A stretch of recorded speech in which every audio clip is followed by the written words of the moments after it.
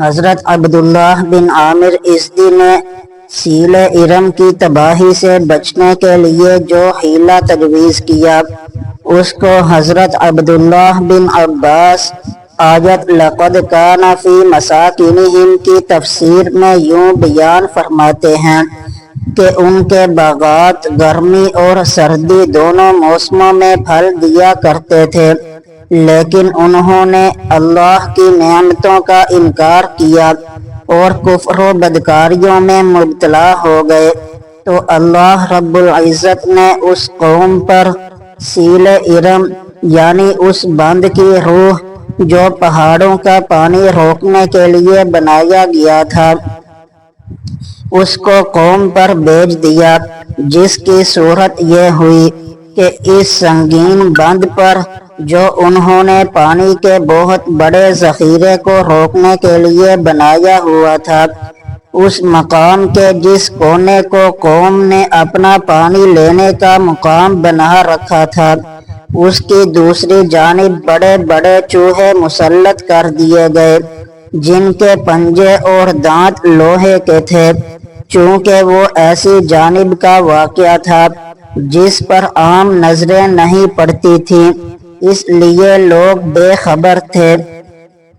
سب سے پہلے اس کیفیت سے عبداللہ بن عامر ازدی باخبر ہوئے۔ انصار مدینہ انہی کی اولاد میں سے ہیں۔ انہوں نے حضور صلی اللہ علیہ وسلم کی بعثت کی پیشن گوئی کی تھی اور اپنی اولاد کو آپ کی خدمت و نصرت کی وصیت کی تھی۔ انہوں نے بند پر جا کر دیکھا کہ چوہے اپنے آہنی پنجوں سے زمین کھود رہے ہیں اور اپنے آہنی دانتوں سے پتھروں کو کاٹ رہے ہیں۔ انہوں نے اپنے متعلقین کے پاس جا کر اپنی بیوی اور اپنے بیٹوں کو یہ حال دکھایا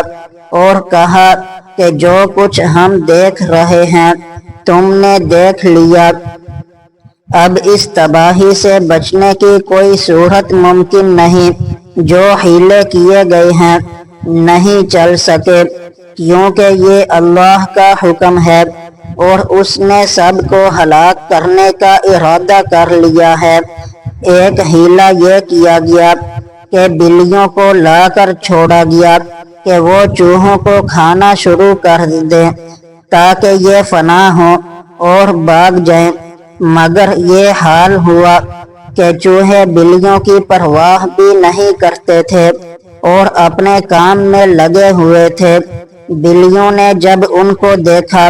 تو ڈر کر بھاگ نکلی۔ عبداللہ نے بیٹوں سے کہا کہ اب اپنی جانوں کو بچانے کے لیے کوئی حیلہ نکالتا ہوں۔ انہوں نے اپنے سب سے چھوٹے بیٹے کو بلا کر سب کو سمجھایا کہ آج جب میں بیٹھک میں بیٹھوں وہاں روزانہ اکابر قوم ان کے پاس آ کر جمع ہوا کرتے تھے اور یہ سب سے بڑے قوم کے معزز سردار تھے کہ ان سے دوسرے رؤساء بھی حسد کرتے تھے، اور جب یہ سب لوگ آ چکے تو میں اس وقت تم سب سے چھوٹے کو کوئی حکم دوں گا، اس کو چاہیے کہ اس کی پرواہ نہ کرے، پھر میں اس کو سخت سے سخت سست کہوں گا تو اسے چاہیے کہ میرے مقابلہ پر اتر آئے اور میرے منہ پر تماچا مارے، اور تم لوگ اس پر بالکل غصہ مت کرنا۔ جب بیٹھنے والے دیکھیں گے کہ تم لوگ اپنے بھائی پر نہیں بگڑے تو ان میں سے کسی کو یہ ہمت نہ ہوگی کہ وہ اس پر بگڑے، بس موقع پر میں ایسی قسم اٹھاؤں گا جس کا کفارہ نہیں ہو سکتا کہ میں ایسی قوم میں ہرگز نہ رہوں گا جس کا یہ حال ہو کہ سب سے چھوٹا بیٹا میرا مقابلہ کرتا ہے اور میرے منہ پر تھپڑ مارتا ہے، مگر قوم اس پر کوئی اثر نہیں لیتی۔ انہوں نے بھی اتفاق کر لیا کہ ہم ایسا کریں۔ دوسرے دن جب کہ حسب معمول ان کے یہاں قوم کا اجتماع ہوا تو عبداللہ نے طے شدہ تجویز کے مطابق اپنے بیٹے کو کسی کام کا حکم دیا، اس نے پرواہ نہ کی، پھر دوبارہ حکم دیا، پھر اس نے ٹال دیا۔ اس پر عبداللہ نے اس کو سخت سست کہنا شروع کر دیا تو وہ مقابلہ پر اتر آیا اور باپ کے منہ پر تھپڑ مار دیا۔ اس واقعہ سے قوم کو بہت تعجب ہوا اور وہ اپنا سر جھکا کر سوچنے لگے کہ ان کے دوسرے بیٹے اپنے چھوٹے بھائی پر نہیں بگڑے تو ہم کیوں دخل دیں؟ جب ان میں سے کسی نے بھی دخل نہ دیا تو بڑے میاں نے قسم کھائی کہ میں یہاں سے چلا جاؤں گا